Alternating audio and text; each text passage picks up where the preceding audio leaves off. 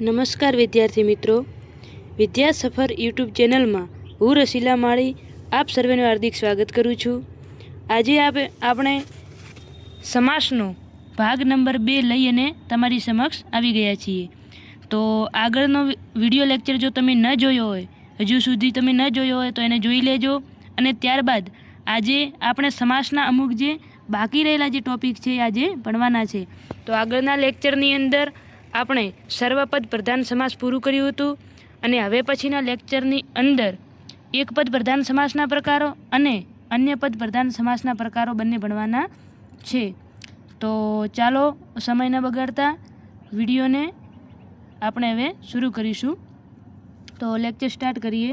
તો સૌપ્રથમ આપણે અન્ય પદ પ્રધાન અને એક પદ પ્રધાન સમાસ જોતા પહેલાં અમુક શબ્દો આપણે સમજવા પડશે કે જેવી રીતે કે સંખ્યાવાળા શબ્દો, જ્યારે આપણને સંખ્યાવાળા કોઈ શબ્દ આપેલા હોય અને તેનો જ્યારે સમાસ ઓળખવાની વાત કરે તો એ કેવી રીતે ઓળખવા.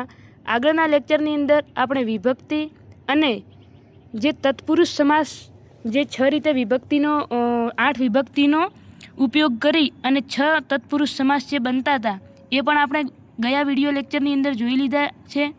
તો એ તમારે એક વખત એ લેક્ચર જોઈ અને પછી જ આ લેક્ચર શરૂ કરવાનો છે. તો ચાલો આપણે શરૂઆત કરીશું. સંખ્યાવાળા શબ્દો. તો દાખલા તરીકે પહેલો છે 22. 22 એટલે કે 20 અને 2. તો એને આપણે કાલે ભણી ગયા કે સમુચ્ચય અથવા તો ઇતરોત્તર દ્વંદ્વ સમાસ. ત્યારબાદ છે 3 4. તો કે 3 કે 4 એટલે કે વૈકલ્પિક દ્વંદ્વ સમાસ. અને ચોમાસું એટલે કે 4 માસનો સમૂહ એટલે કે દ્વિગુ સમાસ. હવે આની અંદર તમારે શું ધ્યાન રાખવાનું છે તો કે જ્યારે આવા કોઈ સંખ્યાવાળો જ્યારે શબ્દો આપેલા હોય તો કયો સમાસ તમારે ગણવો. તો અહીં હવે ખાસ ધ્યાન રાખજો. જો કોઈ સમાસના ઉદાહરણ તરીકે માત્ર સંખ્યાનું નામ પૂછવામાં આવે તો સમુચ્ચય દ્વંદ્વ સમાસનું ઉદાહરણ બને છે. દાખલા તરીકે 22, 15, 12, 42, 41, 50, 51 આવા જ્યારે કોઈ શબ્દો આપેલા હોય ત્યારે આપણે હંમેશા કોનું ઉદાહરણ ગણવાનું? તો સમુચ્ચય અથવા તો ઇતરોત્તર દ્વંદ્વ સમાસ બનશે. ત્યારબાદ શું કીધું છે? જો કોઈ સમાસના ઉદાહરણ તરીકે વપરાતા શબ્દ બંને પદ સંખ્યા દર્શાવતા હોય તો તે વૈકલ્પિક દ્વંદ્વ સમાસ બને છે. કેવી રીતે? તો કે દાખલા તરીકે તમને કોઈ શબ્દ આપ્યો છે કે 2 4, 15 20, 8 10, પછી 20 25 આવી રીતે જ્યારે કોઈ શબ્દ આપેલા હોય તો ત્યારે આનો મતલબ શું થયો? તો તમારે વૈકલ્પિક દ્વંદ્વ સમાસ એ છે તો દ્વંદ્વ સમાસનો જ ઉદાહરણ, પણ કેવો દ્વંદ્વ સમાસ છે? તો વૈકલ્પિક. કઈ રીતે આનું જે વિગ્રહ છે કેવી રીતે થશે? તો 2 કે 4, 15 કે 20 અથવા તો 15 અથવા 20, 8 કે 10. કેમ કે આપણને કોઈ કે ચલો કે કેરી લઈને આવો તો કે કેટલી લાવી છે? તો કે 8-10 કિલો. હવે 8-10 કિલો કંઈ ભેગી તો લેવાય નહીં, કાં તો 8 કિલો લેવાશે ને કાં 10 કિલો લેવાશે. તો આવી રીતે જ્યારે કોઈક વૈકલ્પિક રીતે, તો જ્યારે કોઈ પણ સંખ્યાનો કોઈ પણ શબ્દનો આગળનો પદ અને પાછળનો પદ બંને જ્યારે સંખ્યા દર્શાવતા હોય તો ત્યારે હંમેશા કયો સમાસ ગણવો? તો વૈકલ્પિક દ્વંદ્વ સમાસ. ત્યારબાદ છે જો કોઈ સમાસના ઉદાહરણ તરીકે જે શબ્દ વપરાય છે તે શબ્દનો પ્રથમ પદ સંખ્યા બતાવતો હોય તો તે દ્વિગુ સમાસનું ઉદાહરણ બને છે. દાખલા તરીકે આપણને કોઈક શબ્દ આપ્યો છે અને તેનો જે આગળનો પદ છે એ કોઈક સંખ્યા દર્શાવતો હોય અને પાછળનો પદ કોઈક શબ્દ હોય અલગથી, તો તે હંમેશા કયો આવશે? કોનું ઉદાહરણ કહેવાશે? તો દ્વિગુ સમાસ. કેવી રીતે? તો કે ત્રિકોણ. દ્વિગુનો મતલબ જ શું થાય છે કે દ્વિ એટલે 2, દ્વિ એટલે શું? 2, અને ગુ એટલે કે ગાય. તો 2 ગાયોનો સમૂહ એટલે એને દ્વિગુ સમાસ કહેવાય છે. તો કોઈ પણ જ્યારે સમૂહ દર્શાવવો હોય ત્યારે શું દ્વિગુ સમાસ વપરાય છે? તો કોઈ સમૂહની આગળ દાખલા તરીકે ત્રિકોણ એટલે કે 3 કોણનો સમૂહ, તો ત્રિકોણ. ચોમાસું એટલે કે 4 માસનો સમૂહ. નવરાત્રિ એટલે કે નવરાત્રિઓનો સમૂહ. તો આની અંદર જે સંખ્યા વપરાણી છે એ જ્યારે સંખ્યાવાચક જે શબ્દો વપરાયા છે એ હંમેશા વિશેષણ તરીકે વપરાયા છે, જ્યારે એનો કોઈ મહત્ત્વ રહેતો નથી.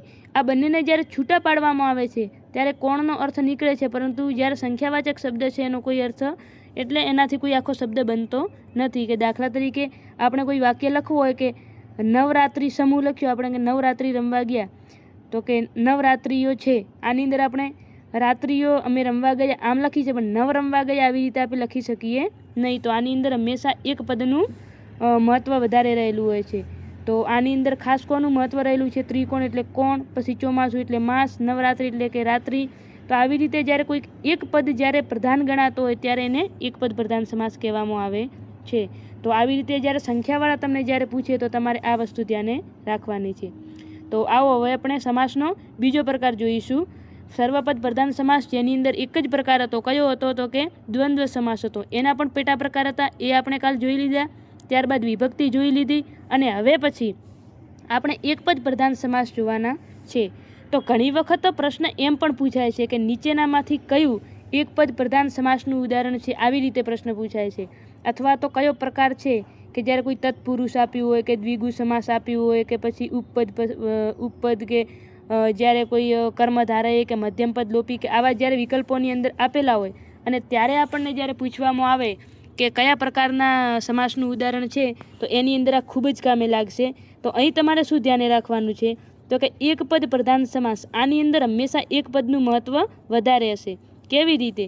તો કે જે સમાસનું એક પદ પ્રધાન એટલે કે એક પદ મુખ્ય હોય અને બીજું પદ તેની સાથે વિભક્તિ સંબંધી, વિશેષણ વિશેષ્ય સંબંધી કે ઉપમેય અથવા ઉપમાન સંબંધી અથવા તો ઉપમાન કે સાધારણ ધર્મ સંબંધી જોડાઈને મુખ્ય પદને આધીન રહેતું હોય તેવા સમાસને એક પદ પ્રધાન સમાસ કહેવાય છે. આનો મતલબ શું? કે આની અંદર એક જ વસ્તુ ક્લિયર તમારે રાખવાની કે જ્યારે કોઈ શબ્દ આપેલો હોય આની અંદર કોઈ પણ એક પદનું મહત્ત્વ કેવું હશે? તો વધારે હશે.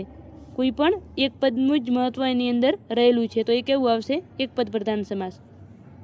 આ સમાસનું મુખ્ય પદ વાક્ય સાથે સીધો સંબંધ ધરાવતો હોય છે. કેવી રીતે? તો હવે આના પ્રકારો છે. કયા કયા છે? તો કે તત્પુરુષ, કર્મધારય, દ્વિગુ અને મધ્યમપદ લોપી. તો યાદ કઈ રીતે રાખવા? કારણ કે સર્વપદમાં તો દ્વંદ્વ એક જ હતો, તો આપણને યાદ રહી ગયો. હવે આની અંદર 4 છે, પછી અન્ય પદ પ્રધાનની અંદર આપણે બહુવ્રીહી આવશે, પછી મધ્યમપદ લોપી, મધ્યમપદ તો આની અંદર આવી ગયું, બહુવ્રીહી, પછી ઉપપદ અને આવી રીતે અવયવી ભાવ. આ 3 એ 3 કોના હશે? તો અન્ય પદ પ્રધાનના છે. તો આ બધા મિક્સ ન થઈ જાય એના માટે કરી અને આપણે તમારા માટે એક સરળ ટ્રીક લાવી છે. તો શું તમારે ધ્યાને રાખવાનું છે કે એક પદ પ્રધાન સમાસ? તો તમારે એક નાનકડી વાર્તા યાદ રાખવાની છે કે આપણે બસની અંદર જતા હોઈએ, બસની અંદર જઈએ તો બસની અંદર કોણ મુખ્ય હોય? તો કંડક્ટર.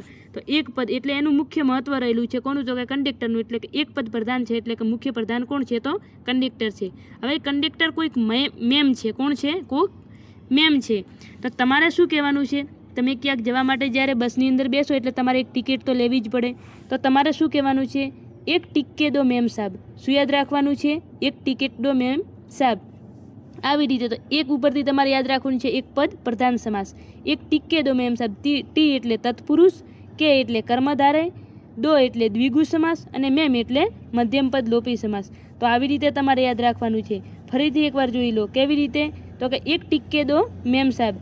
તો એક એટલે એક પદ પ્રધાન સમાસ, અને આના આ બધા શું છે? તો પ્રકાર છે. એટલે તમારે એ પણ યાદ નહીં રાખવું પડે. ટ્રીક પણ આવી રીતે છે કે તમારે એ પણ યાદ નહીં રાખવું પડે કે કોના પ્રકાર છે. આની અંદર જ આવી ગયું કે એક ટિક્કે દો મેમ સાહેબ. તો એક પદ પ્રધાન સમાસ, ટી એટલે તત્પુરુષ, કે એટલે કર્મધારય, દો એટલે દ્વિગુ અને મેમ એટલે મધ્યમપદ લોપી. તો આવી રીતે તમારે આ પ્રકારો પણ પરીક્ષાની અંદર પૂછાઈ શકે છે કે નીચેનામાંથી કયું એક પદ પ્રધાન સમાસનું ઉદાહરણ છે અથવા તો નથી. ઠીક છે. તો ચાલો હવે આપણે એક પદ પ્રધાન સમાસની અંદર સૌ પ્રથમ આવશે તત્પુરુષ સમાસ. તો આપણે જોઈશું તત્પુરુષ સમાસ. તો સૌ પ્રથમ તત્પુરુષનો અર્થ શું થાય છે? તો કે તત્પુરુષ એટલે કે તેનો પુરુષ. શું આવશે? તેનો પુરુષ. તો અહીં જુઓ, આ ન એ શું છે? તો એક વિભક્તિથી જોડાયેલો છે. તે નો, નો, ની, નું, ના. તો અહીંથી જ તમને ખબર પડી ગઈ કે તત્પુરુષ જે સમાસ છે એ હંમેશા વિભક્તિનો વિગ્રહ કરવાથી આનો આન્સર મળશે. તો તત્પુરુષ પોતે જ તત્પુરુષ સમાસનું ઉદાહરણ છે. શું યાદ રાખવાનું? તત્પુરુષ પોતે જ તત્પુરુષ સમાસનું ઉદાહરણ છે. કારણ કે તત્પુરુષની અંદર હંમેશા એક વસ્તુ શું ધ્યાને રાખવાની છે કે તત્પુરુષમાં તેનો પુરુષ એટલે કે વિભક્તિથી પોતે જ જોડાયેલો છે, એટલે એ તત્પુરુષનું જ ઉદાહરણ છે. તો ઘણી વખત આ શબ્દો આવા આની અંદર હશે કે જે બહુવ્રીહી સમાસ છે તો એ કોનું ઉદાહરણ છે, પછી તત્પુરુષ સમાસ છે તો કોનું ઉદાહરણ છે. તો આ તમારે ખાસ ધ્યાને રાખવાના છે. તો અહીં તમારે જોવાનું કે તત્પુરુષ એ તત્પુરુષનું જ ઉદાહરણ છે, આગળ દ્વિગુ આવશે તો એ દ્વિગુનું જ ઉદાહરણ છે. આવી રીતે તો જુઓ, આ સમાસમાં પૂર્વપદ અને ઉત્તરપદનો વિગ્રહ કરો ત્યારે પૂર્વપદ અનુગ લેતો હોય છે. અહીં તમારે શું ધ્યાને રાખવાનું છે? તો કે આ સમાસમાં પૂર્વપદ અને ઉત્તરપદનો જ્યારે વિગ્રહ કરવામાં આવે છે ત્યારે પૂર્વપદ શું લે છે? તો અનુગ લે છે. અને અનુગ કોને કહેવાય છે? તો આપણે ગઈકાલે લેક્ચરની અંદર ભણી ગયા કે જ્યારે કોઈ પણ શબ્દ આપેલો હોય, કોઈ પણ શબ્દ આપેલો એ શબ્દની સાથે જોડાઈને જ્યારે નો, ની, નું, ના આવો કોઈ પણ શબ્દ વપરાય છે, માં, થી, નો, ની, નું, ના આવા જ્યારે કોઈક વિભક્તિના પ્રત્યયો જ્યારે શબ્દને જોડાઈને આવે છે, શબ્દ સાથે જોડાઈને આવે છે, તો એને હંમેશા શું કહેવાય છે? તો અનુગ કહેવાય છે. અને શબ્દથી દૂર આવે તો એને શું કહેવાય છે? તો સંયોજક કહેવાય છે, કે જે વાક્યને જોડે છે. તો આ ખાસ ધ્યાન રાખવાનું છે. તો આના માટે તમારે પ્રથમ લેક્ચર જોવો જ પડશે. તો સમાસનો જો પ્રથમ લેક્ચર ન જોયો હોય તો એકવાર જોઈ લેજો. ત્યારબાદ છે પૂર્વપદ અને ઉત્તરપદ બીજીથી સાતમી વિભક્તિના સંબંધથી જોડાયેલા હોય છે. જુઓ, વિભક્તિ આપણે ગઈકાલે લેક્ચરની અંદર ભણી ગયા છીએ. અહીં આપણને શું કીધું છે કે તત્પુરુષ સમાસ ભણવા માટે તમારે વિભક્તિ ફરજિયાત શીખવી પડશે. આપણે કાલ કીધું હતું કે શું ટ્રીક કીધી હતી વિભક્તિની અંદર? તો કે પહેલીએ બીજીને શું કીધું હતું? પહેલીએ બીજીને ત્રીજી વડે ચોથી માટે, પાંચમીમાંથી છઠ્ઠીનું સાતમીમાં મિલન કરાવ્યું ત્યારે આઠમી બોલી હે રામ. તો આવી રીતે તમારે પણ એ ટ્રીક યાદ રાખવાની છે. ઠીક છે, ચલો. ત્યારબાદ ઉત્તરપદ મુખ્ય જ્યારે પૂર્વપદ કેવું હોય છે? તો ગૌણ હોય છે. આની અંદર શું છે કે ઉત્તરપદ કેવું હોય છે? મુખ્ય હોય છે, જ્યારે પૂર્વપદ કેવું હોય છે? તો ગૌણ હોય છે. તો ચાલો આગળ આપણે જોઈશું આના ઉદાહરણ. જુઓ, આનું અહીંયા આવી ગયું છે. અનુગ કોને કહેવાય? તો કે માં, એ, ની, નો, નું, ના, થી આ બધા નામ સાથે જોડાઈને આવે છે. અનુગ કોને કહેવાય? કે જ્યારે કોઈ નામ સાથે જોડાઈને આવે તો એને શું કહેવાય છે? અનુગ. દાખલા તરીકે જુઓ, અહીં ઉદાહરણ આપેલું જ છે કે કાશીમાની કૂતરી છે. તો કાશીમાની, અહીં ની કાશીમાં સાથે જોડાઈને આવ્યું છે એટલે કે કાશીમાની કૂતરી છે. આ મુકેશનો કૂતરો છે. શું કીધું છે? આ મુકેશનો કૂતરો છે. આ મુકેશ સાથે જોડાઈને આવ્યું છે એટલે કે મુકેશની માલિકી દર્શાવી છે. પછી છે રાહુલ ઓફિસમાં વાંચે છે. શું કીધું છે? રાહુલ ક્યાં વાંચે છે? તો ઓફિસમાં વાંચે છે. તો ઓફિસ સાથે આમાં જોડાયેલું છે એટલે હંમેશા વિભક્તિથી જોડાયેલું છે. કઈ વિભક્તિ આવશે? તો કે સાતમી માં મિલન કરાવ્યું એટલે કઈ વિભક્તિ છે? કોઈક સ્થળ દર્શાવે છે. તો કઈ વિભક્તિ છે? તો સાતમી વિભક્તિ છે. આ કઈ છે? તો છઠ્ઠી છે. આ પણ કઈ છે? છઠ્ઠી છે. આવી રીતે તો આને શું કહેવાય? તો અનુગ કહેવામાં આવે છે, કે જ્યારે કોઈ શબ્દની સાથે, જ્યારે નામની સાથે જોડાઈને આવે તો આને શું કહેવાય છે? અનુગ કહેવાય છે. ત્યારબાદ છે નામયોગી. અમુક શબ્દો આપણે સમજવા પડશે. તત્પુરુષ સમાસ તમે ભણી રહ્યા છો તો આની સાથે તમારે આ અનુગ કોને કહેવાય એ પણ સમજવું પડશે. નામયોગી કોને કહેવાય? તો કે આના સિવાયના જે નામ સાથે જોડાઈને આવે, આના સિવાયના જે શબ્દો છે કે દ્વારા, વડે, પાસે, માટે, કાજે, તેથી એમાં અનંત સંખ્યા જે ધરાવે છે તે નામથી હંમેશા કેવા આવશે? તો દૂર આવશે. આવા દરેક જે નામથી દૂર આવે છે એ કોઈ દિવસ નામ સાથે જોડાઈને નહીં આવે. તો એક જો નામ સાથે જોડાયેલું હોય તો વાક્ય કેવું હોય? ખોટું હોય છે. તો એ માટે કરી અને તમારે શું યાદ રાખવાનું કે દ્વારા, વડે, પાસે, માટે, કાજે, તેથી એ બધા નામયોગી કેવા આવે? તો નામથી દૂર આવે છે. દાખલા તરીકે અહીં છે કે તેના દ્વારા કેરી ખવાય છે. તો આપણે એમ ના લખી શકીએ કે તેના દ્વારા, આમ તેના દ્વારા ભેગું લખાય નહીં. અહીં તેના અને દ્વારા વચ્ચે જગ્યા હોવી જોઈએ. તેના દ્વારા કેરી ખવાય છે. રામ પાસે સીતા ઊભા છે. જ્યારે આગળ નામયોગીની અંદર નહીં પણ અનુગની અંદર શું હતું? તો કે નામની સાથે જોડાયેલું હતું. તો નામની સાથે જોડાઈને આવે તેને અનુગ કહેવાય છે અને નામથી દૂર આવે તેને નામયોગી કહેવાય છે. ટૂંકમાં તમારે આટલું યાદ રાખવાનું. તો હવે અહીંયા આપણે તત્પુરુષના આપણે પ્રકાર જોઈશું. તો પહેલો છે એકદેશી તત્પુરુષ. શું છે? એકદેશી તત્પુરુષ. તો એકદેશી તત્પુરુષ કોને કહેવાય? તો કે આનો વિગ્રહ ષષ્ઠી વિભક્તિથી થાય છે. એકદેશી તત્પુરુષનો મોટા ભાગનો વિગ્રહ કેવી રીતે થાય? તો ષષ્ઠી તત્પુરુષથી. એટલે કે પૂર્વપદ અમુક ભાગ અને ઉત્તરપદ સંપૂર્ણ ભાગ અથવા નામ દર્શાવે છે. આનો મતલબ શું કે પૂર્વપદ આનો અમુક જ ભાગ શબ્દની અંદર હશે, જ્યારે ઉત્તરપદ સંપૂર્ણ એટલે કે પૂરેપૂરો દર્શાવેલો હશે. કઈ રીતે? તો કે પા શેર. પા એટલે શું? તો કે શેરનો અડધો ભાગ. હવે જુઓ, આ જુઓ આની અંદર ઉત્તરપદ એટલે કે જે બીજો પદ છે, આ શેર અહીં પૂરેપૂરો શબ્દ આપેલો જ છે અને પા એટલે કે અડધો ભાગ, એટલે અડધા ભાગ માટે ખાલી પા શબ્દ જ વપરાયો છે.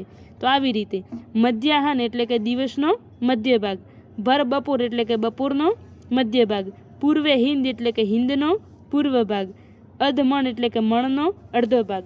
હવે ગઈકાલે આપણે જોઈ ગયા. એના પછી આજે એક વસ્તુ તમારે ખાસ ધ્યાને રાખવાની છે.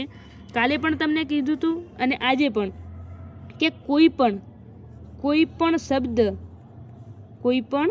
શબ્દ એક કરતાં વધારે સમાસનો ઉદાહરણ હોઈ શકે છે.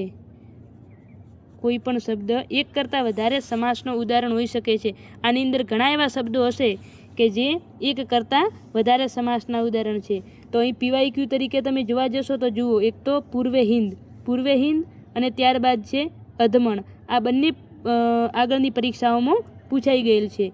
પછી ત્યારબાદ મધ્યાહન, આ પણ આગળની પરીક્ષામાં પૂછાઈ ગયેલ છે. તો તમે કહો છો ને પીવાયક્યુ, તો આપણે જે પણ સમાસના ઉદાહરણ તરીકે જે પણ શબ્દો લીધા છે એમાં લગભગ મોટાભાગે પીવાયક્યુ જ હશે. તો એ પણ તમારે સોલ્વ થઈ જશે. તો અહીં જુઓ, હવે અધમણ એટલે મણનો અડધો ભાગ. આવી રીતે જો વિગ્રહ કરો તો કોનો ઉદાહરણ બનશે? એકદેશી તત્પુરુષનો. પરંતુ અડધો મણ, ડાયરેક્ટ અડધો મણ કહેવા જશો તો અધમણ એટલે અડધો મણ, તો પછી કયું બનશે? તો કર્મધારયનું ઉદાહરણ બનશે. તો અધમણ છે એ મણનો અડધો ભાગ, અથવા તો અડધો મણ કહો તો કર્મધારય. એટલે એકદેશી તો એટલે ટૂંકમાં તત્પુરુષ અને કર્મધારય બંનેનો ઉદાહરણ છે. કેમ? તો લગભગ કર્મધારય એ તત્પુરુષનો જ એક પેટા પ્રકાર કહેવામાં આવે છે. ત્યારબાદ છે પ્રાદિ તત્પુરુષ. જે સમાસનું પૂર્વપદ પ્ર, પરા, આદિ વગેરે ઉપસર્ગોનું બનેલું હોય તેને પ્રાદિ તત્પુરુષ કહેવામાં આવે છે. આનો મતલબ શું? તો કે કોઈ પણ શબ્દ હોય તેની શરૂઆત હંમેશા કોનાથી થતી હશે? તો પ્ર, પરા, મોટા ભાગે શબ્દોની આનાથી શરૂઆત થતી હોય એટલે એના ઉપરથી તમને જલ્દીથી ઓળખાઈ જશે. મોટા ભાગે વિરોધી અર્થ દર્શાવે છે. એટલે કોઈ પણ વસ્તુ આનો વિરોધી જ્યારે દર્શાવતો હોય તો તેને કયું સમાસ કહેવામાં આવે? તો પ્રાદિ તત્પુરુષ કહેવાય છે. તો અહીં જુઓ, પેલો છે પ્રતાપ. પ્રતાપ એટલે કે વિશેષ ભાગ. ત્યારબાદ છે પ્રતિબિંબ, તો આનું છે સામું બિંબ. દુર્ગંધ તો કે ખરાબ ગંધ. પ્રલય તો કે વિશેષ લય. પ્રખ્યાત તો કે વધારે ખ્યાત. હવે આની અંદર જ્યારે આવા શબ્દો વાપરેલા હોય કે પેલો છે પ્રતાપ, તો વિશેષ ભાગ નહીં પણ વિશેષ ભાગ અથવા તો વિશેષ તાપ તમે કહી શકો. ત્યારબાદ છે પ્રતિબિંબ એટલે કેવું છે? તો કે સામું બિંબ. સામું બિંબ. તો અહીં તમને એક વસ્તુ દેખાશે કે પ્રતિબિંબ, સામું બિંબ, ખરેખર કોની વાત કરી છે? બિંબ એટલે અરીસાની, પણ પ્રતિ એટલે આનું શું છે? તો વિરોધી છે. ત્યારબાદ છે દુર્ગંધ. હવે આ દૂર શબ્દ આગળ વપરાયેલો છે, તો આ ગંધ છે એની આગળ દૂર શબ્દ વપરાઈ ગયો એટલે એના માટે ખરાબ એટલે કે આનું વિરોધી થઈ ગયું. ત્યારબાદ છે પ્રલય એટલે કે વિશેષ લય. પ્રખ્યાત એટલે કે વધારે ખ્યાત. તો મોટાભાગે પ્ર, પરા, પછી દૂર, જેવા જ્યારે આગળ જ્યારે પ્રત્યયો લાગતા હોય તો તે હંમેશા કે તો પ્રાદિ તત્પુરુષનું ઉદાહરણ બનશે. ત્યારબાદ છે નગ્ન તત્પુરુષ. તો નગ્ન તત્પુરુષની અંદર શું ધ્યાને રાખવાનું? તો કે આ પ્રકારના તત્પુરુષમાં અ, અણ, ના જેવા શબ્દોથી વિરોધી શબ્દ બનતું હોય છે. આગળ આપણે જોયું કે પ્રાદિ તત્પુરુષમાં શું હતું? તો કે પ્ર, દ, પ્ર જેવા જે શબ્દ છે, પરા, આવા શબ્દો લાગતા હતા. જ્યારે નગ્ન તત્પુરુષની અંદર અ, અણ, ના જેવા શબ્દો લાગે છે. અને નગ્ન તત્પુરુષ કેમ કહેવામાં આવે? તો કે આની આગળથી અ, અણ જેવા જ્યારે શબ્દ કાઢી લઈએ, જ્યારે પ્રત્યય આપણે નીકાળી દઈએ ત્યારે એ શબ્દ કેવો બની જાય છે? તો સામાન્ય શબ્દ બની જાય છે. દાખલા તરીકે અહીં આપેલું છે કે નાલાયક. શું છે? નાલાયક. તો આ ખાલી આ ના કાઢી દઈએ તો શું છે? લાયક. એટલે કે કોઈક માટે લાયક છે. તો નાલાયકનો અર્થ શું થઈ જાય છે? તો કે લાયક નહીં તે. પછી અજ્ઞાન. તો જુઓ, અ કાઢી દઈએ તો પછી આ એકલું જ્ઞાન. જ્ઞાન એટલે સામાન્ય અર્થ શબ્દ થઈ ગયો. તો જ્ઞાન એટલે શું? તો વિદ્યા.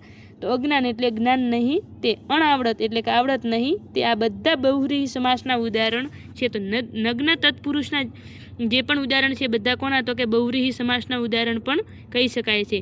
તો તમને કીધું એમ કે કોઈ પણ એક સમાસનો ઉદાહરણ એ એક કરતાં વધારે સમાસનો ઉદાહરણ હોઈ શકે છે. તો અહીં લગભગ એકદેશી તત્પુરુષ, પ્રાદિ તત્પુરુષ અને નગ્ન તત્પુરુષ આ ત્રણના જે ઉદાહરણ છે. અને ચોથો કયો છે? તો અલુક તત્પુરુષ. આ બધાના ઉદાહરણ બહુવ્રીહી અને કર્મધારય સમાસમાંથી કોઈ પણ એકના ઉદાહરણ બનતા જ હોય છે. તો ઘણી વખત તમને પ્રશ્ન એમ થશે કે પરીક્ષાની અંદર અમારે શું ટીક કરવું? તો પરીક્ષાની અંદર એક વસ્તુ ખાસ ધ્યાને રાખવાની કે જ્યારે આવી રીતના જો અંદરૂની એ લોકોએ પૂછવા હશે તો એ લોકો અલુક તત્પુરુષ, નગ્ન તત્પુરુષ, પ્રાદિ તત્પુરુષ અને એકદેશી તત્પુરુષ આ રીતે વિકલ્પમાં મૂકશે. અને જો ડાયરેક્ટલી તમને પૂછશે તો તત્પુરુષ, કર્મધારય, મધ્યમપદ લોપી આ રીતે તમારે વિકલ્પની અંદર હશે. બાકી કોઈ પણ બંનેનો આન્સર થતો હોય તો આવી રીતે વિકલ્પની અંદર નહીં હોય. એટલે એનું વધારે પડતું ટેન્શન નહીં લેવું. મોટાભાગના તત્પુરુષ સમાસમાં વિભક્તિનો લોપ થતો હોય છે, પણ આ સમાસમાં વિભક્તિનો લોપ થતો નથી. અહીં ખાસ ધ્યાન રાખજો. અલુક તત્પુરુષમાં શું છે? તો કે આપણે આગળ જોયું કે જે પ્રાદિ તત્પુરુષ હતા, જે નગ્ન, બધાની અંદર શું હતું? તો કે આપણે જ્યારે આને શબ્દને છૂટો પાડવો હોય ત્યારે વિભક્તિની જરૂર પડતી. પરંતુ અહીં અલુક તત્પુરુષની અંદર કોઈ વિભક્તિની જરૂર પડતી નથી. એ ડાયરેક્ટ વિભક્તિ જો દેખાઈ જાય છે, એની અંદર કોઈ લોપ થતો નથી. કેવી રીતે? તો કે ઘોડે સવાર. તો ઘોડે સવારમાં કોઈ છૂટા પાડવા જેવું છે જ નહીં. આપણે ડાયરેક્ટલી ખબર પડી જાય ઘોડે સવાર એટલે કે ઘોડા પર સવાર. વાચસ્પતિ એટલે કે વાણીનો પતિ. વાચસ્પતિ. જુઓ, વાચસ એટલે કે વાણીનો પતિ. ડાયરેક્ટ ખબર પડી જાય છે.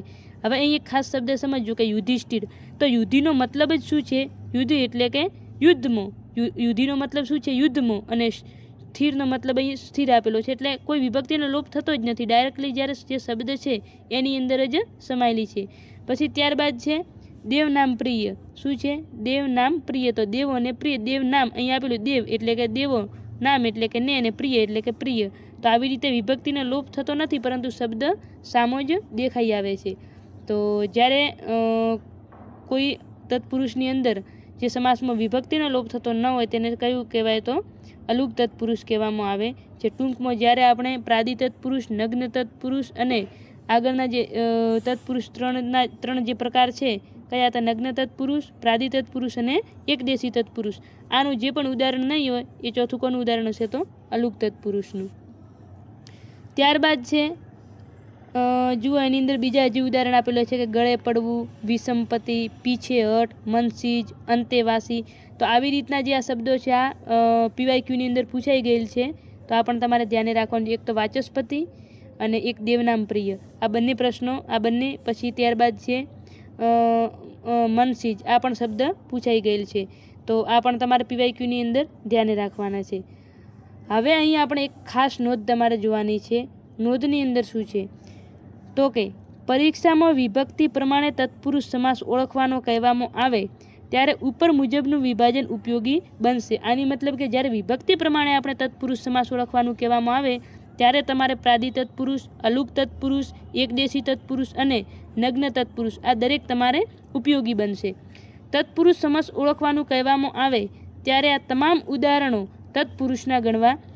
ઉપરાંત આગળ દર્શાવેલા વિભક્તિ પ્રત્યયથી તમને વિગ્રહ કરવામાં અનુકૂળતા રહેશે. આ ઉપરાંત યાદ રહે કે સંસ્કૃતના તમામ સમાસના પ્રકારો ગુજરાતીમાં સ્વીકારી શકાય તેમ નથી.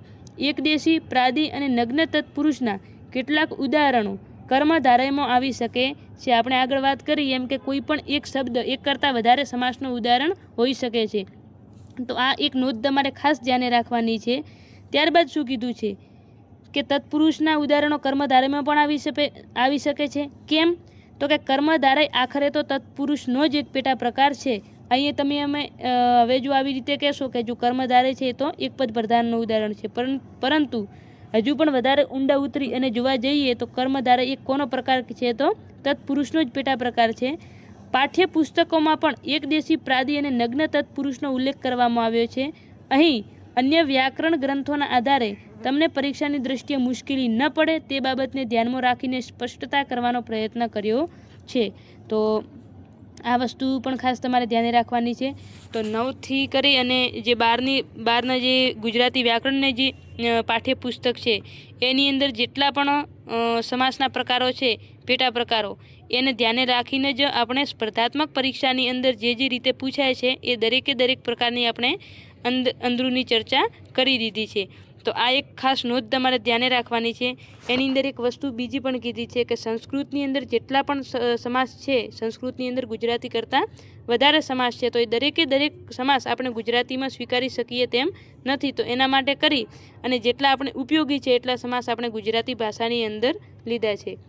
ત્યારબાદ છે યાદ રાખો કે સમાસ તરીકે આપેલ કોઈ એક જ શબ્દ એકથી વધારે સમાસનું ઉદાહરણ હોઈ શકે છે, પરંતુ જ્યારે તેને વાક્ય સ્વરૂપે દર્શાવવામાં આવે છે ત્યારે તો કોઈ એક જ સમાસનું ઉદાહરણ બનતો હોય છે, જેની આપણે આગળ ચર્ચા કરીશું. એટલે જ્યારે એ શબ્દ એક જ આપેલો હોય પરંતુ જ્યારે તેને વાક્યની અંદર પ્રયોગ કરવામાં આવે ત્યારે તે કોઈ ચોક્કસ સમાસનું ઉદાહરણ કેવી રીતે બને છે એ આપણે લાસ્ટમાં જોઈશું. તો આપણે એક પદ પ્રધાનની અંદર તત્પુરુષનો પ્રકાર જોઈ લીધા, એના પેટા પ્રકાર પણ જોઈ લીધા. ત્યારબાદ આવે છે કર્મધારય સમાસ. કર્મધારય સમાસની અંદર શું ધ્યાને રાખવાનું? તો કે કર્મને ધારણ કરનાર. કર્મધારય એટલે કે કર્મને ધારણ કરનાર, કે જે સમાસની અંદર કર્મ આપેલો હોય. કર્મધારય પોતે ઉપપદ સમાસનું ઉદાહરણ છે. હવે અહીં ખાસ ધ્યાન રાખજો. કર્મધારય કોનો ઉદાહરણ છે? તો ઉપપદ સમાસનો. તત્પુરુષ કોનો ઉદાહરણ હતો? તો તત્પુરુષનું જ ઉદાહરણ હતું. પૂર્વપદ અને ઉત્તરપદને એકરૂપ ગણવામાં આવે છે. પૂર્વપદ અને ઉત્તરપદ વચ્ચે વિશેષણ વિશેષ્ય જેવા સંબંધો જોવા મળે છે. આની મતલબ શું હોય? તો કે એક વિશેષણ હોય ને એક શું હોય છે? વિશેષ્ય હોય છે. તો પ્રથમ પદ મોટા ભાગે શું દર્શાવે છે? તો વિશેષણ દર્શાવે છે. સમાસનું વિગ્રહ કરતી વખતે જેમ, જેવું, તેવું, રૂપી, માફક જેવા શબ્દો મૂકવામાં આવે છે. કેવી રીતે? તો આપણે ઉદાહરણ જોઈશું. તો કે નૃષિ, તો કે સિંહ રૂપી નર. તો જુઓ અહીં રૂપી શબ્દ આવી ગયો. તો આવા શબ્દો જ્યારે મૂકી અને કોઈ સમાસનો વિગ્રહ કરવાનો થાય ત્યારે કયો આવશે? તો કર્મધારય આવશે. તો કે નૃષિ એટલે કે શિરૂપી નર. પછી છે મેઘ ગંભીર, તો કે મેઘ જેવો ગંભીર. ત્યારબાદ છે ઘનશ્યામ, તો કે ઘન એટલે કે વાદળ, વાદળ જેવા શ્યામ. મહાદેવ એટલે કે મહાન એવા દેવ. પછી અને જુઓ આ મહાદેવ છે એનો બીજો પણ વિગ્રહ થશે કે જે દેવ મહાન છે તે. શું થશે? જે દેવ મહાન છે તે. તો પછી કોનો? બહુવ્રીહીનું ઉદાહરણ થઈ જશે. ત્યારબાદ છે સમાસ, તો કે સમાન એવી ગોઠવણી. તો સમાસ કોનું ઉદાહરણ છે? તો કર્મધારયનું ઉદાહરણ છે. ત્યારબાદ છે પીતાંબર, તો કે પિતરૂપી અંબર. પીતાંબર એટલે પિતરૂપી અંબર. પરંતુ પીળું વસ્ત્ર ડાયરેક્ટ કેવું હોય તો કે શું આવશે? બહુવ્રીહી. કઈ રીતે? તો કે જે વસ્ત્ર પીળું છે તે. જે વસ્ત્ર પીળું છે તે, અથવા જેનો રંગ પીળો છે તેવું વસ્ત્ર એટલે શું આવશે? બહુવ્રીહીનું ઉદાહરણ બની જશે. ત્યારબાદ છે ભાષાંતર, તો કે બીજી ભાષા. દેશાંતર, તો કે બીજો દેશ. સરપંચ, તો કે 5 વ્યક્તિઓમાં મુખ્ય. મુખ્યમંત્રી એટલે કે મંત્રીઓમાં મુખ્ય. તો આવી રીતે જ્યારે આવા શબ્દો, ખાસ તો તમારે શું ધ્યાન રાખવાનું? જેમ, જેવું, તેવું, રૂપી, માફક, આવા શબ્દો જ્યારે આપેલા હશે તો તમારે આ સમાસ ઓળખવાની અંદર ખૂબ જ સરળતા રહેશે. પછી કોઈક એવો અપવાદ આવી જાય તો એની અંદર તમારે વિગ્રહ શીખવો પડશે. ત્યારબાદ છે દ્વિગુ સમાસ. તો સૌથી સહેલામાં સહેલો જો કોઈ સમાસને ગણું તો તે છે દ્વિગુ સમાસ. કેમ કે જટ ઓળખાઈ જાય છે. કેવી રીતે? તો કે આની અંદર કોઈ પણ પહેલો શબ્દ સંખ્યા દર્શાવતો હશે અને બીજો શબ્દ છે એનો સમૂહ દર્શાવતો હશે. એ સામાન્ય હશે. કેવી રીતે? તો કે દ્વિ એટલે કે 2 અને ગુ એટલે કે ગાય. તો દ્વિગુ એટલે કે 2 ગાયોનો સમૂહ.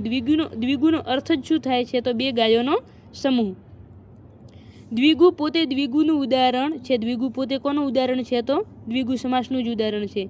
આ પ્રકારના સમાસમાં પૂર્વ પદ અથવા તો પહેલો પદ સંખ્યા બતાવે છે, જ્યારે ઉત્તર પદ શું બતાવે છે? તો નામ બતાવે છે. અને આખું પદ પોતે એક સમૂહ તરીકે વર્તે છે. આ સમૂહ હંમેશા એક વચનમાં હોય છે. આ વસ્તુ ખાસ ધ્યાને રાખવાની. તો દ્વિગુ સમાસ જે છે એ હંમેશા કેટલા વચનમાં હશે? તો બહુવચન કે એક વચન? તો કયું આવશે? એક વચન આવશે. ત્યારબાદ આના ઉદાહરણ જોઈ લઈએ. જુઓ, હવે પહેલું છે ત્રિકોણ. ત્રિકોણ એટલે કે 3 ખૂણાનો સમૂહ. ત્યારબાદ છે સહસ્ત્રબાહુ એટલે કે 1000. સહસ્ત્ર એટલે શું? સહસ્ત્રનો મતલબ શું થાય? સહસ્ત્ર એટલે 1000. તો સહસ્ત્રબાહુ એટલે 1000 હાથોનો સમૂહ. બાહુ એટલે 1000. ષડરસ એટલે કે 6 રસોનો સમૂહ. ષડરસ એટલે 6 રસોનો સમૂહ. ત્રિશૂલ એટલે કે 3 શૂળોનો સમૂહ. ખટારો એટલે કે 6 ટાયરો અથવા તો 6 વૈલોનો સમૂહ. દ્વિરેફ એટલે કે 2 જીભનો સમૂહ. અને પંચમાલ એટલે કે 5 મહિલોનો સમૂહ. હવે તમારે મને એક પ્રશ્ન કોમેન્ટ બોક્સની અંદર જણાવવાનું છે કે જે દ્વિરેફ છે, દ્વિરેફ એટલે આનો અર્થ થાય છે 2 જીભનો સમૂહ. રેફ એટલે જીભ. તો દ્વિરેફ શું શબ્દ છે? દ્વિરેફ. આ કયા લેખકનું ઉપનામ છે? આ તમારે મને કોમેન્ટ બોક્સની અંદર જણાવવાનું છે. દ્વિરેફ કયા લેખકનું ઉપનામ છે? એ પણ પરીક્ષાની અંદર પૂછાય છે. તો આની અંદર એક જોઈ લેવો. એક તો સહસ્ત્રબાહુ. આની અંદર તમારે શું ધ્યાન રાખવાનું? એક તો સહસ્ત્રબાહુ, એક ષડરસ, ત્યારબાદ છે દ્વિરેફ. આ 3 પરીક્ષાની અંદર પૂછાઈ ગયેલ છે. તો આ પણ એક PYQ જ છે. ત્યારબાદ છે કર્મધારય પતી ગયું, દ્વિગુ પતી ગયું. હવે આવશે મધ્યમપદ લોપી સમાસ. તો મધ્યમપદ લોપી સમાસની અંદર શું છે? તો કે આ પ્રકારના સમાસમાં નામ પ્રમાણે જ વચ્ચેના પદનો લોપ થયેલો હોય છે. આનો મતલબ શું? કે જ્યારે કોઈ પણ શબ્દ હોય તો આની અંદર નામ પ્રમાણે જ મધ્યમ પદ લોપી એટલે કે મધ્યમ પદનો લોપ થઈ ગયો હોય. સમાસનો વિગ્રહ કરતી વખતે વચ્ચેનો પદ ઉમેરવાથી જ અર્થ નીકળે છે. કેવી રીતે? તો સમાસનો વિગ્રહ એવી રીતે કરવામાં આવે છે કે કોઈ પણ શબ્દનો પહેલો ભાગ વિગ્રહમાં પ્રથમ રહેશે, વચ્ચે પાછો લોપ થયેલા શબ્દ વપરાશે અને આનો અંતિમ ભાગ કેવો રહેશે? તો વિગ્રહના અંતે જળવાઈ રહેશે. તો ચાલો ઉદાહરણ દ્વારા વધારે સ્પષ્ટ સમજીશું. કેવી રીતે? તો કંઈ સૌ પ્રથમ આપેલું છે મીણબત્તી. તો કે મીણ વડે ચાલતી બત્તી. પછી છે અગરબત્તી. તો કે અગર અથવા તો સુવાસ પ્રગટાવતી બત્તી. અગર એટલે શું? તો કે સુવાસ. સુવાસ પ્રગટાવતી બત્તી અથવા તો સુવાસ ફેલાવતી બત્તી. તો અહીં તમે એક વસ્તુ નોટિસ કરજો કે મીણ અને બત્તી. તો મીણ અહીં શરૂઆતમાં છે અને બત્તી કયા છે? લાસ્ટમાં છે. અને વચ્ચે મધ્યમ જે પદનો લોપ થઈ ગયેલો છે એ વચ્ચે મુકાય છે. તો આનો પ્રથમ ભાગ પ્રથમ રહેશે અને લાસ્ટ ભાગ એટલે કે છેલ્લો ભાગ ક્યાં રહેશે? તો છેલ્લે રહેશે. ત્યારબાદ છે દહીં વડા. તો કે દહીં મિશ્રિત વડા. પછી છે બગલ થેલો. તો કે બગલમાં રાખવાનો થેલો. પછી છે શાંતિ નિકેતન. તો કે શાંતિ આપતું નિકેતન, નિકેતન એટલે કે સ્થળ. ત્યારબાદ છે શિષ્યવૃત્તિ એટલે કે શિષ્યને આપવામાં આવતી વૃત્તિ. પછી છે દવાખાનું, તો કે દવા રાખવા માટેનું ખાનું.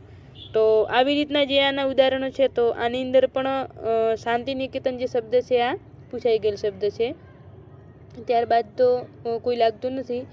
તો આ પણ PYQ આની અંદર પણ ઉદાહરણ છે. લગભગ મોટા ભાગના ઉદાહરણ આપણે PYQ જ છે, કારણ કે દરેક પેપર તો આપણે સોલ્વ કરીને કંઈ જોયા નથી. પરંતુ જેટલા સુધી મેં સોલ્વ કર્યા છે તેટલા સુધી જોઈએ તો આ મીણબત્તી છે અને એક શાંતિ નિકેતન, આ બંને શબ્દો કહેવાય છે તો PYQ છે. ત્યારબાદ છે અન્ય પદ પ્રધાન સમાસ. હવે આપણે અહીં જોયું કે સર્વપદ પ્રધાન સમાસ પણ જોઈ ગયા. કયું જોયું? સર્વપદ પ્રધાન સમાસ જોયું. ત્યારબાદ આપણે એક પદ પ્રધાન સમાસ જોયું અને હવે અન્ય પદ પ્રધાન સમાસની આપણે વાત કરવાની છે. સર્વપદ પ્રધાન સમાસમાં શું હતું? તો દ્વંદ્વ સમાસ હતો. એક પદ પ્રધાનની અંદર શું હતું? તો કે તત્પુરુષ હતું. ત્યારબાદ એક ટીકે આપણે શું યાદ રાખવાનું હતું? એક ટીકે દો મેમ સાહેબ. એક ટીકે એટલે કે તત્પુરુષ, કે એટલે કે કર્મધારે, દો એટલે કે દ્વિગુ અને દો મેમ સાહેબ એટલે કે મધ્યમ પદ લોપી. તો એ આપણે પતી ગયા. હવે આવે છે અન્ય પદ પ્રધાન સમાસ. તો અન્ય પદ પ્રધાન સમાસની અંદર પણ તમારે એક નાનકડી વાર્તા યાદ રાખવાની. શું યાદ રાખવાની? એક વાક્ય કે આપણા ઘરની જે વહુ હોય છે, જે આપણે ઘરે જે બહુ આવે છે, તો એ હંમેશા આપણા ઘરના કરતું બીજાનું વધારે માને, ઘરના કરતું અન્યનું વધારે માને. એટલે તમારે ટૂંકમાં યાદ રાખવા માટે કરીને તમારે વસ્તુ ટ્રીક અપનાવવાની કે અન્ય પદ પ્રધાન સમાસની અંદર શું થાય? તો કે ઘરની જે બહુ છે એ ઘર કરતાં અન્યનું વધારે માને. તો બહુ, આના ઉપર તમારે શું યાદ રાખવાનું? બહુ.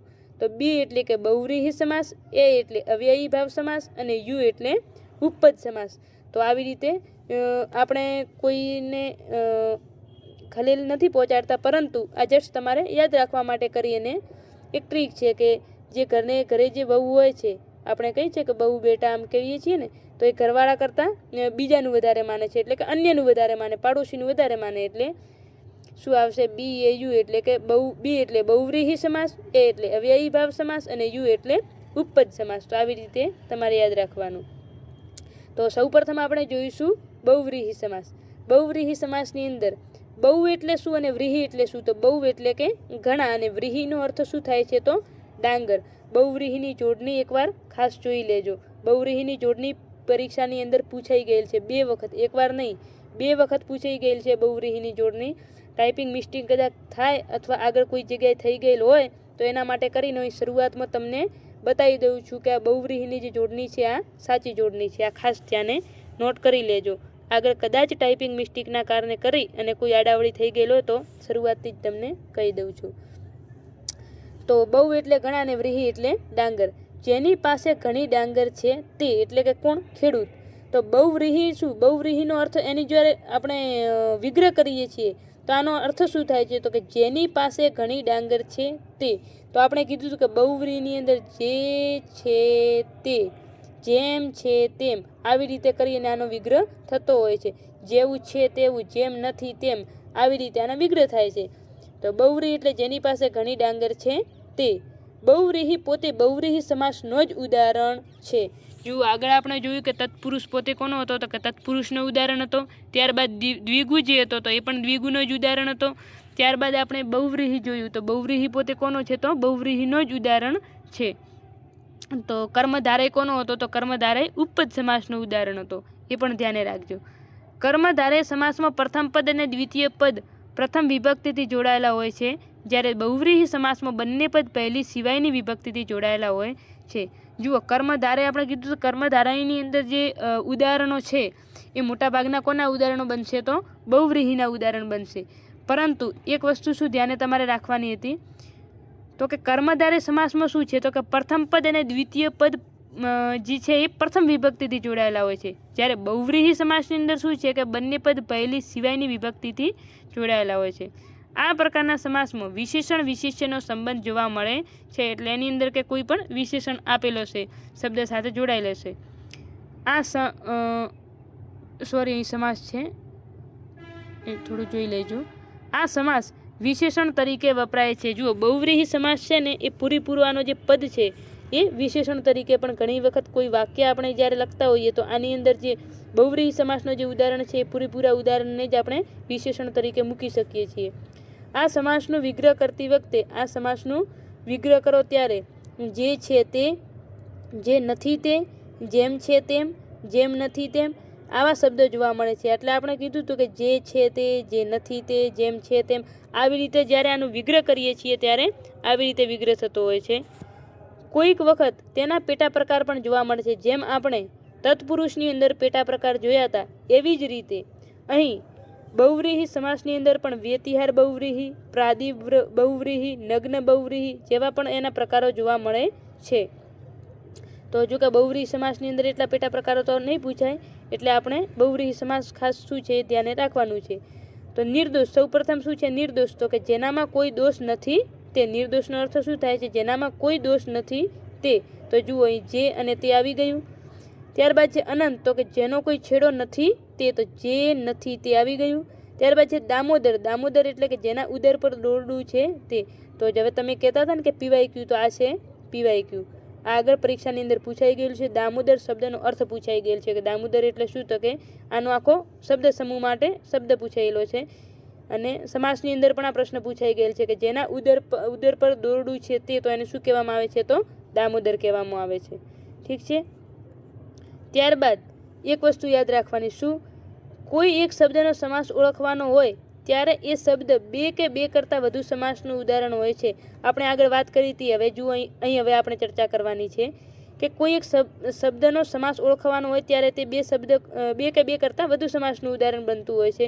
પરંતુ એ શબ્દ કોઈ વાક્યમાં પ્રયોગ થઈ જાય તો તે કોઈ નિશ્ચિત સમાસનું ઉદાહરણ બની જાય છે. હવે કેવી રીતે? તો તમારે કઈ રીતે યાદ રાખવાનું? તો ખાસ આ કોની અંદર થશે કે કર્મધારે અને બહુવ્રીહીની અંદર. કર્મધારે અને બહુવ્રીહીના જેટલા પણ શબ્દો છે, જેટલા પણ ઉદાહરણો છે, બંનેની અંદર આવે છે. પરંતુ બંનેનું ઉદાહરણ થતું હશે. પરંતુ જ્યારે કોઈક વાક્યની અંદર જ્યારે પ્રયોગ થઈ જાય ત્યારે આ બંનેનો અર્થ કેવું થશે? તો બદલાઈ જશે. કેવી રીતે? તો કે જુઓ, બાળકોનો ખુશ મિજાજ જોઈ માં હરખાઈ ગઈ. શું કીધું છે?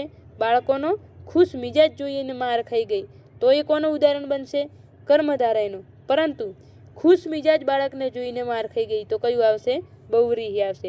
આનો મતલબ હાલ જ આપણે ચર્ચા કરી કે બહુવ્રીહીનો ઉપયોગ કોના તરીકે થાય છે? તો વિશેષણ તરીકે. બહુવ્રીહીનો ઉપયોગ કોના તરીકે થાય? તો વિશેષણ તરીકે.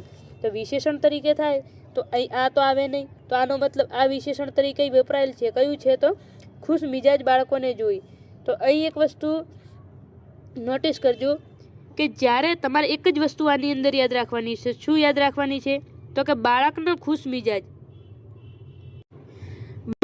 ખુશ મિજાજ જોઈ માં હરખાઈ ગઈ. જ્યારે પણ આ વિશેષણ શબ્દ જે છે એ વિશેષણ શબ્દ જ્યારે કર્તા જે છે એ વિશેષણની આગળ આપેલો હોય તો એ હંમેશા કર્મધારયનું ઉદાહરણ હશે. અને જે કર્તા છે એ વિશેષણની પાછળ આપેલું હોય તો તે હંમેશા કોનું? બહુવ્રીહીનું ઉદાહરણ બનશે. તમારે એક જ વસ્તુ યાદ રાખવાની છે ટૂંકમાં. કઈ? તો કે જ્યારે કર્તાની પાછળ વિશેષણ આપેલું હોય ત્યારે કર્મધારય બનશે અને કર્તાની આગળ વિશેષણ આપેલું હશે તો બહુવ્રીહી બનશે. જુઓ બીજો જોઈએ. શંકર મહાદેવ હોવા છતાં ભીલડીના મોહમાં ફસાયા. જુઓ અહીં તો ભગવાનની પણ વાત કરી છે. શું કીધું છે? કે શંકર મહાદેવ હોવા છતાં ભીલડીના મોહમાં ફસાયા. તો આ કરતા પછી છે, વિશેષણ કરતા પછી આવે છે. તો કોનું ઉદાહરણ થશે? તો કર્મધારયનું.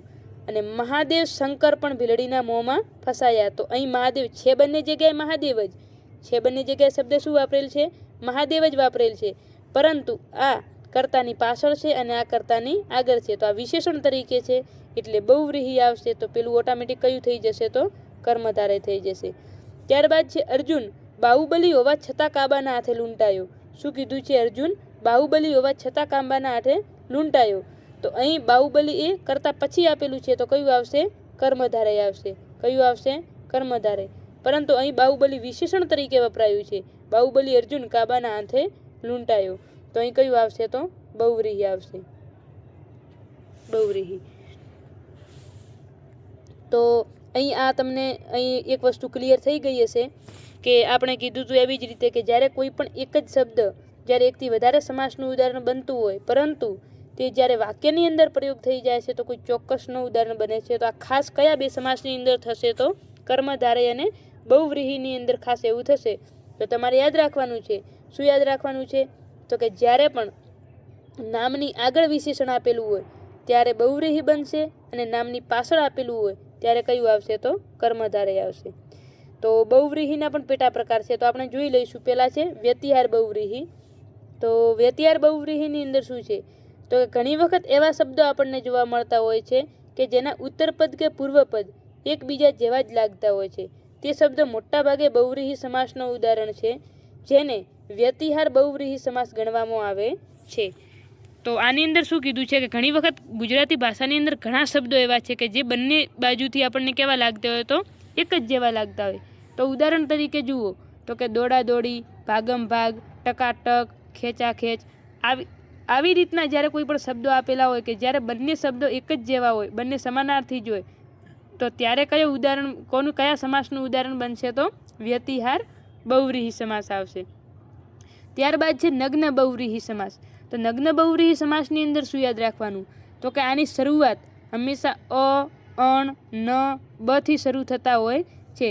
જેવી રીતે આપણે નગ્ન તત્પુરુષ જોયું હતું આગળ આપણે, તો એની અંદર પણ આવી રીતે જ્યારે પ્રાદિ તત્પુરુષ હતું, નગ્ન તત્પુરુષ હતું, તો પ્રાદિની અંદર પ્ર અથવા પરાથી શરૂઆત થતી હતી, નગ્ન તત્પુરુષની અંદર અ અને અણથી થતી હતી. તો આવી જ રીતે અહીં પણ નગ્ન બહુવ્રીહી છે, તો અહીં પણ અ, અણ, ન, બ થી શરૂ થતા હોય છે. ઉદાહરણ શું છે? તો કે અનાથ, તો કે જેનો કોઈ મા બાપ નથી તે જુઓ.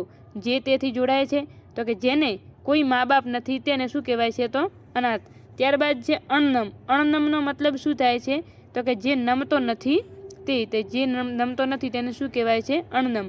બેકસૂર એટલે કે જેનો કોઈ કસૂર નથી તે. એટલે તો અહીં જુઓ તમે વિગ્રહ કરો ત્યારે જે નથી તે, જે નથી તે, જે નથી તે, જે છે તે, આવી રીતે જ્યારે આવે એને બહુવ્રીહી સમાસનું ઉદાહરણ કહે છે. પરંતુ જ્યારે અંદરૂની આપણને પૂછાઈ જાય કદાચ, તો ત્યારે તમારે શું યાદ રાખવાનું છે?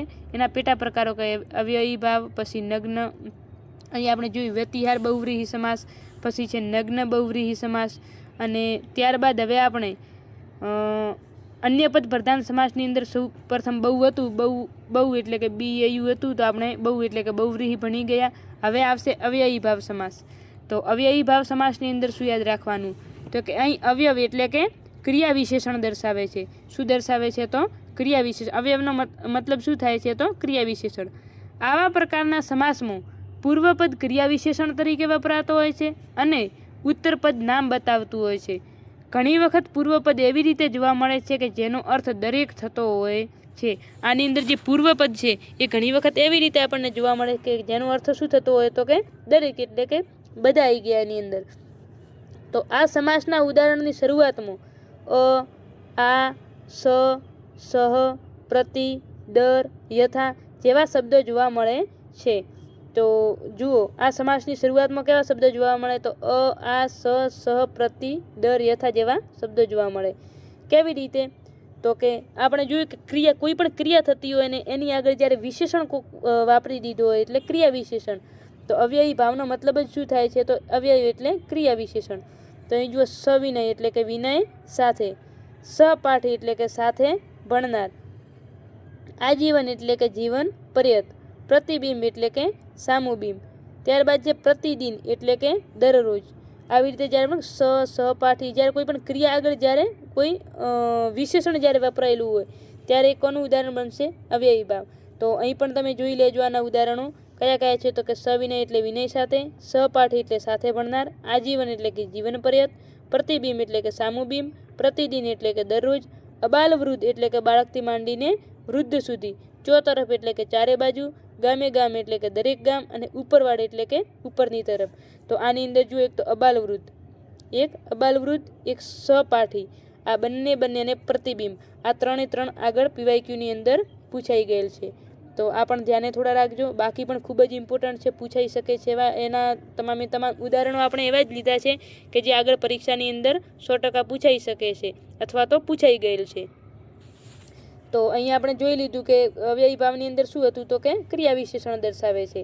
તો પ્રશ્ન આવી રીતે પણ પૂછી શકાય છે કે કયા સમાસની અંદર, કયા સમાસમાં તેનો એક પદ શું દર્શાવે છે? તો ક્રિયા વિશેષણ દર્શાવે છે. એટલે કે એનો પૂર્વપદ ક્રિયા વિશેષણ તરીકે વપરાતો હોય તો એ કયો આવશે? અવ્યયી ભાવ. તો આ તમને વ્યાખ્યાઓ અમુકની અંદર જે અર્થ આપેલા છે એ પણ તમારે એક વખત વાંચી લેવાના છે. અને આ સમાસની અને આગળ જેટલા પણ આપણે ટોપિક ચાલી ગયા છે એ દરેકની PDF આપણા ટેલિગ્રામ ચેનલની અંદર મૂકવામાં આવે છે, તો તમારે બધાએ ટેલિગ્રામ ચેનલ પણ જોઈન કરી લેવી, તો એની અંદર તમને દરેક પ્રકારની PDF પ્રોવાઈડ થઈ જશે. તો એકવાર લેક્ચર ભરી અને ત્યારબાદ એની અંદરથી તમારે PDF રીડ કરી લેવી. હવે છેલ્લો પ્રકાર વધે છે ઉપપદ સમાસ. તો ઉપપદ સમાસ આપણે લાસ્ટ છે એ પણ આપણે જોઈ લઈએ અને ત્યારબાદ આપણે લેક્ચર પૂરું કરીશું. તો ઉપપદ સમાસની અંદર શું છે? આ પ્રકારના સમાસમાં પૂર્વપદ નામ બતાવે, જ્યારે ઉત્તરપદ શું બતાવે છે? તો ક્રિયા બતાવે છે. ઉપપદ સમાસની અંદર પૂર્વપદ એ નામ બતાવે છે અને ઉત્તરપદ ક્રિયા બતાવે, જ્યારે આગળના સમાસની અંદર આપણે શું હતું? તો કે પૂર્વપદ શું બતાવતો હતો? તો ક્રિયા વિશેષણ બતાવતો હતો. એ પણ તમારે ધ્યાને રાખવાનું. સમાસનો વિગ્રહ કરતી વખતે અંતે નાર અથવા તો નારી પ્રત્યયો જોવા મળે છે. એટલે કે જ્યારે આપણે કોઈ પણ સમાસનો વિગ્રહ કરીએ છીએ ત્યારે એના અંતે નાર અથવા તો નારી જેવા પ્રત્યયો જોવા મળે છે. જેમ કે નર્મદા છે, તો નર્મદા એટલે નર્મ એટલે આનંદ, તો કે આનંદ આપનારી એટલે પાછળ નારી શબ્દ આવી ગયું. એવી રીતે આ પ્રકારના સમાસમાં ઉદાહરણ તરીકે વપરાતા શબ્દના અંતે કર, ધર, ક, જ્ઞ, સ્થ, દા, ચર, આલ, ખોર, જ જેવા શબ્દો જોવા મળે છે. એટલે કે આ જે શબ્દો છે તમારે જલ્દીથી કદાચ ન ઓળખાય કે આ કોનું છે, તો તમારે એક વસ્તુ ધ્યાને રાખવાની કે જ્યારે પણ કોઈ શબ્દ આપેલો હોય એની પાછળ કર, ધર, ક, જ્ઞ, સ્થ, દા, ચર, આલ, ખોર, જ એવા જ્યારે વિશેષણો અથવા પ્રત્યયો લાગેલા હોય શબ્દની પાછળ, તો એ મોટા ભાગે કોનું ઉદાહરણ છે? તો ઉપપદ સમાસનું ઉદાહરણ છે. તો કઈ રીતે? ક જુઓ, તમને અહીંયા કહીએ કે માર્ગદર્શક, આ પાછળ ક આવી ગયું, તો કે માર્ગ બતાવનાર. માર્ગદર્શક એટલે માર્ગ બતાવનાર. પગરખું એટલે અહીં ખ આવી ગયું. પગરખું એટલે કે પગનું રક્ષણ કરનાર. ગૃહસ્થ એટલે ઘરમાં રહેનાર. સર્વજ્ઞ એટલે બધું જાણનાર. નર્મદા એટલે કે આનંદ આપનારી. ત્યારબાદ છે હરામખોર એટલે કે રામનું ખાનાર. ખેચર એટલે કે આકાશમાં વિહરનાર. જળચર એટલે પાણીમાં રહેનાર. ભૂચર એટલે જમીન પર રહેનાર. અને કાર્યકર એટલે કે કાર્ય કરનાર. ગિરિધર એટલે ગિરિને ધારણ કરનાર, એટલે કે પર્વતને ધારણ કરનાર. ત્યારબાદ છે દ્વિજ એટલે કે બે વાર જન્મનાર. તો આવી રીતે આના ઉદાહરણો છે એ પણ તમારે જોઈ લેવાના છે. આની અંદર એક તો છે માર્ગદર્શક, ત્યારબાદ છે નર્મદા, ત્યારબાદ છે ખેચર અને ત્યારબાદ છે ગિરિધર. તો આ શબ્દો પણ PYQની અંદર પૂછાઈ ગયેલ છે આગળ. અને આ સિવાયના પણ જે પણ ઉદાહરણો છે એ પણ આપણા માટે ખૂબ જ ઇમ્પોર્ટન્ટ છે, ખૂબ જ ઉપયોગી છે. તો આ દરેકનો વિગ્રહ પણ તમારે શીખવો પડશે. ઘણી વખત આપણને સમાસ ન પૂછીને એની જગ્યાએ આપણને સમાસનો વિગ્રહ પૂછી દે છે કે માર્ગદર્શક છે, તો નીચેનામાંથી માર્ગદર્શકનું કયું વિગ્રહ સાચું છે? અથવા તો સર્વજ્ઞ છે, તો નીચેનામાંથી સર્વજ્ઞ જે શબ્દ આપેલો છે એનો કયો વિગ્રહ સાચો છે? હવે લગભગ મોટાભાગે પરીક્ષાની અંદર આવા પ્રશ્નો જ પૂછાતા હોય છે. તો એની માટે તમારે શું કરવાનું છે? તો કે વધુમાં વધુ ઉદાહરણો સોલ્વ કરવાના છે. અહીં તો આપણે તમને શું કર્યું છે? તો કે સમાસની અંદર દરેકે દરેક ટોપિક તમને કેવી રીતે દરેકે દરેક સમાસ સમજાઈ જાય અને એકદમ સરળતાથી તમે કેવી રીતે યાદ રાખી શકો અને કયો સમાસ શું કહેવા માંગે છે એ ખૂબ જ સરળ અને શોર્ટ ટ્રીક સાથે તમને ભણાવ્યું છે. અને આઈ હોપ કે તમને દરેકને આ વસ્તુ સમજાઈ હશે. તો એ પણ તમારે અને એના માટે કરી અને હજુ પણ વધારે જો તમારે કોઈ પણ ઉદાહરણની જરૂર પડે તો કોમેન્ટ બોક્સની અંદર ચોક્કસ લખશું. તો આપણે અલગથી એક દરેકે દરેક સમાસના ઉદાહરણો જે વધારે પડતા હશે, જે પરીક્ષાની અંદર પૂછાઈ શકે છે, તો એના માટે પણ એક અલગથી લેક્ચર લાવીશું. અને ત્યારબાદ તમારે શું કરવાનું છે કે હવે તમારી જોડે 6 થી કરી અને 12ની જે આપણી જે GCRTની બુકો છે એની અંદર જેટલા પણ સમાસના ઉદાહરણો આપેલા છે એ તમારે એક વખત જોઈ લેવાના છે. એ સિવાય PYQની જો વાત કરીએ તો આપણે PYQ માટે તો અહીં આપણે લઈ લીધા છે મોટાભાગના. અને છતાં પણ તમારે જો કોઈ બુકમાંથી રીડ કરવા હોય તો, અથવા આ એક લેક્ચર તમે પૂરેપૂરું જોઈ અને નોટ ડાઉન કરી લેશો તો તમારે હવે સમાસ બીજે ક્યાંય પણ ભણવાની જરૂર નહીં પડે. અને આગળના લેક્ચરની અંદર આપણે વિભક્તિ ખૂબ જ શોર્ટ ટ્રીક અને સરળ રીતે સમજાવી છે, તો એ પણ એકવાર નોટ ડાઉન કરી લેજો.